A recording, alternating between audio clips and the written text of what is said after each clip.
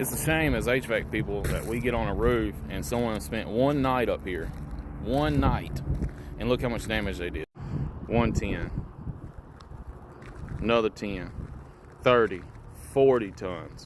45 tons. 55, 65, 75, 85, 95, 105. That's 230 tons back. 105 and I don't know what y'all think. 25, 30 more, 150 tons. We ain't done. Add another 12. That's like 140 to 160 tons of coolant. And all it took was one person to come up here, or probably a couple people, but one night to do it.